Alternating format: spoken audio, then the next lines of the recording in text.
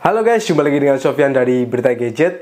Kalau dulu nyari smartphone di bawah sejutaan itu susah banget ya. Adapun palingan cuma satu atau dua aja. Dan speknya itu ya seadanya. Tapi sekarang itu berbeda. Ada yang menarik dari smartphone di bawah 1 jutaan. Dan harganya cuma 900 ribuan aja. Ini dia Itel A70.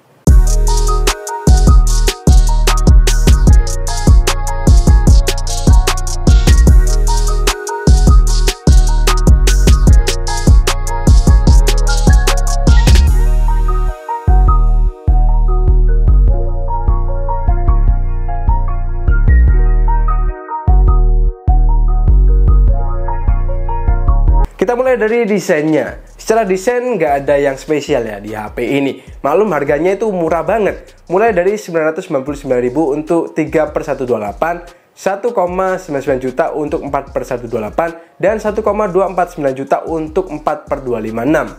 Tapi jangan dulu kecewa ya, lihatlah pola desain HP entry level saat ini. Semua kiblatnya itu ada di iPhone. Kamera boba susun 3 kayak gini udah lumrah ya, bakal ditemukan di HP-HP entry level. Tapi yang agak unik, Itel ini juga sedikit terinspirasi lah dari bagian belakang Realme C53. Pas saya jejerin asli desain dan warnanya itu sama banget. Mungkin pas bikin desainnya itu mereka berdua lagi ngopi bareng ya, jadi terinspirasi. Soal build quality menurut saya lumayan solid ya, utamanya di sisi framenya yang kelihatan kokoh meski dari plastik. Untuk bagian belakangnya ini agak sedikit kopong ya, meski nggak yang dalam banget. Tapi ya saya masih bisa rasain feel kurang penuh ya. But it's okay for the price. Di sisi kiri frame kita akan menemukan slot triple slim, di sisi atas bersih, sisi kanan ada tombol volume dan power. Dan yang wow banget, dia udah bawa fingerprint loh. Dan fingerprintnya ini lumayan responsif. Saya udah coba beberapa kali, jarang miss, dan kecepatannya itu masih reliable banget.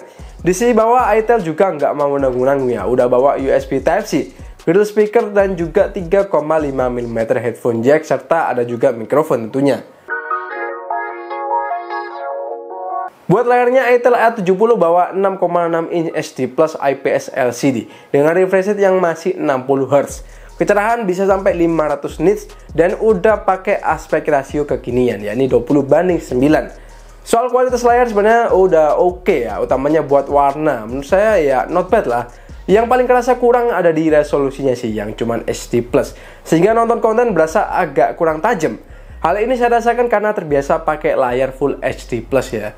Yang kerasa agak kurang lainnya ada di kecerahannya yang nggak terlalu oke kalau kena sinar matahari. Tapi kalau pakai di semi outdoor kayak cafe atau di indoor masih aman banget. Oh ya, responsivitas layarnya juga patut diacungi jempol ya, karena nggak ada kerasa touch delay yang bener-bener signifikan lah. Pokoknya ini masih tergolong responsif. Soal perlindungan kaca saya kurang tahu ya, tapi ya jangan harga segini ya nggak usah terlalu berharap Gorilla Glass berapa gitu ya, karena budgetnya udah mepet banget coy. Masuk ke lini performa, Itel A70 dibekali dengan chipset Uni SoC T603 dengan fabrikasi 12 nanometer dan punya core Cortex A55 hingga 1,8 GHz. Buat RAM-nya ada varian 3 GB atau 4 GB dan storage-nya mulai 128 GB hingga 256 GB. Untuk varian yang saya uji kali ini adalah varian tertingginya, yakni 4/256. Dalam hal uji AnTuTu bisa dapetin skor di 154.000, which is lumayan ya segini ya. Setelah pakai beberapa hari, saya ngerasa performa harian HP ini bisa diandalkan. Dan gak kalah lah dengan HP entry level yang punya bandrol lebih mahal. Dengan memori 256 GB rasanya lega banget ya, dan gak khawatir mau install aplikasi apapun itu bisa banget. Dan bagusnya HP ini adalah HP paling murah ya di Indonesia dengan memori 256 GB. Dengan harga segini tentunya menarik banget. Multitasking antar aplikasi masih bisa berjalan mulus dengan catatan nggak banyak aplikasi ya, karena RAM-nya cuma 4 GB aja. Buat jalanin aplikasi medsos macam TikTok rasa emang agak berat ya kadang-kadang. Tapi kebanyakan sih masih lancar-lancar aja. Tapi kalau kalian pengen lebih smooth, bisa pakai TikTok Lite ya yang berjalan mulus banget di HP ini. Sementara buat jalanin game, HP ini mampu sih, tapi ya cuman di beberapa game yang kelasnya itu masih game ringan. Ya tentu aja jangan berharap main Genshin di HP ini ya. Udah bisa Mobile Legends aja udah syukur banget coy. Pas saya tes main Mobile Legends bisa sampai di grafik smooth dan frame rate-nya itu high. dengan opsi maksimal ada di grafik high dan frame rate-nya itu high. Buat experience-nya masih lancar buat farming maupun lawan musuh. Tapi kalau udah ramean dan banyak orang akan ada patah-patah sedikit ya, karena frame-nya itu drop. Dan ketika terjadi hal ini akan mengakibatkan suhunya itu jadi agak menghangat. Sementara kalau buat main PUBG, kita bisa dapetin settingan di smooth dengan frame rate high ya. Dan grafik mix-nya itu ada di balance dan frame rate-nya itu medium. Buat experience-nya kerasa lebih ngos-ngosan ya daripada Mobile Legends. Frame rate-nya kerasa rada patah-patah sehingga bikin sentuhan itu agak kurang responsif. Yang justru responsif ada di gyro software-nya. Intinya saya kurang rekomen ya kalau HP ini buat main PUBG, utamanya kalian yang player PUBG. Terus kalau buat main Genshin Impact dan Car X-Street gimana bang? Sayangnya buat Car X-Street HP ini udah nyerah duluan ya, alias nggak support. Kalau Genshin masih bisa ya, cuman ya gitu. Apakah kalian tega buat nyiksa HP ini? Kalau saya sih enggak ya, jadi cuman ngetes aja. Intinya experience-nya udah masuk tahap nggak nyaman. Patah-patah jelas kerasa banget. Flat render bahkan sering terjadi juga di game ini. Ya intinya HP ini agak kurang cocok ya, atau emang ya nggak cocok. Di sisi baterai meski harganya terjangkau banget, tapi Itel itu nggak melupakan kapasitas baterai yang jadi standar gede saat ini, yakni 5000 mAh. Watt chargingnya udah dapat juga ya, meski cuma 10 watt. Tapi tentunya ini better ya daripada brand lain yang nggak dapat chargeran. Soal daya tahan, saya ngerasa HP ini tergolong awet. Mungkin efek dari chipsetnya juga, yang Cortex performanya itu nggak ada. Cuman Cortex A55 aja, sehingga konsumsi daya relatif lebih rendah daripada chipset yang punya CPU performa. Dibuat main Mobile Legends 18 menit cuma ngurang 4% aja, PUBG 25 menit ngurang 7%, dan Genshin 30 menit ngurang 11%. Which is konsumsi daya segini masih terhitung awet ya. Untuk ngecasnya udah nggak usah ditanyain lagi, sudah pasti di atas 2 jam ya, alias ya kalian harus sabar. Untuk detailnya sih ada di 2 jam, ya hampir 30 menit lah. Buat sektor kameranya, Itel A70 bawa 2 kamera belakang aja. Meski di sini kesusun kayak 3 ya, satunya ini LED flash. 2 kamera ini adalah 13 megapiksel main lens dan 0,3 megapiksel AI lens. Meski desainnya kelihatan agresif banget buat nonjolin kamera, namun hasilnya ya nggak semenonjol itu sebenarnya. Hasil kameranya terhitung masih oke kok, tapi kalau kondisi daylight ya, buat dynamic range-nya agak sempit di mode auto, baru akan terlihat cukup luas di mode SDR. Jadi mendingan aktifin aja fitur SDR-nya ini. Tapi kalau udah masuk ke low light, rasanya warnanya aja yang masih bikin kita tenang ya. Tapi kalau noise, detail, dan juga dynamic range-nya udah kurang lah. Jadi menurut saya kameranya masih oke ya buat foto-foto daylight. Cuman sangat kurang ya kalau untuk low light.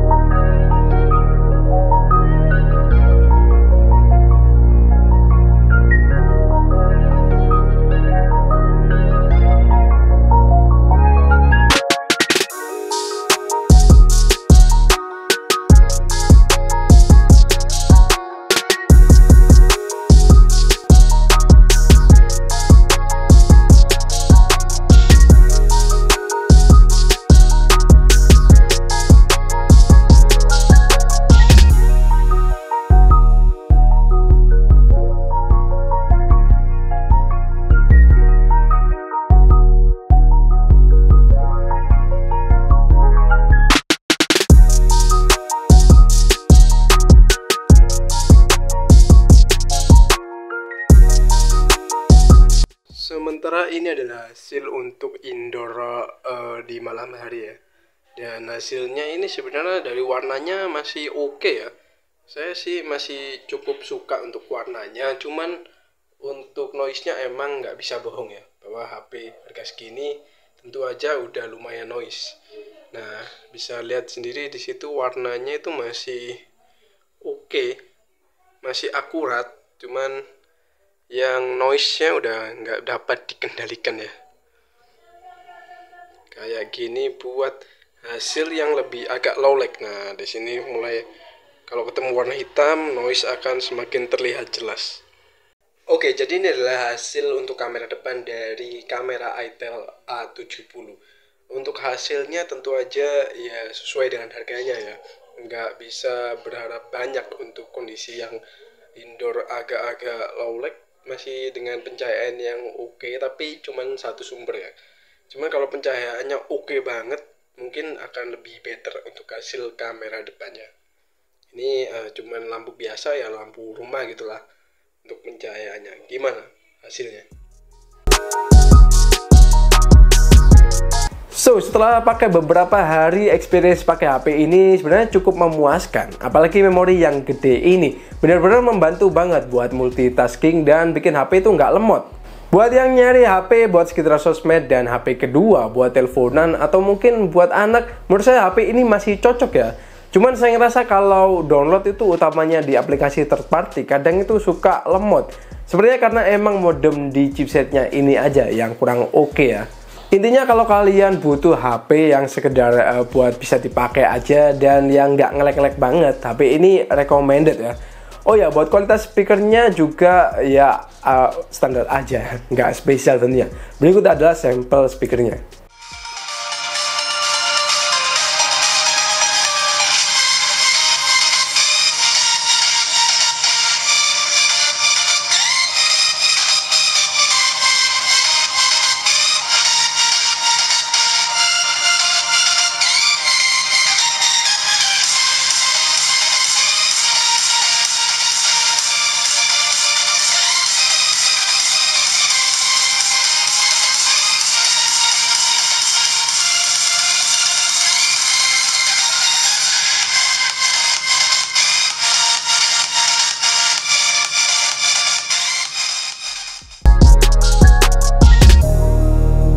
Oke, kesimpulan saya buat HP ini beli aja kalau emang kalian butuh HP buat kebutuhan yang ringan-ringan aja.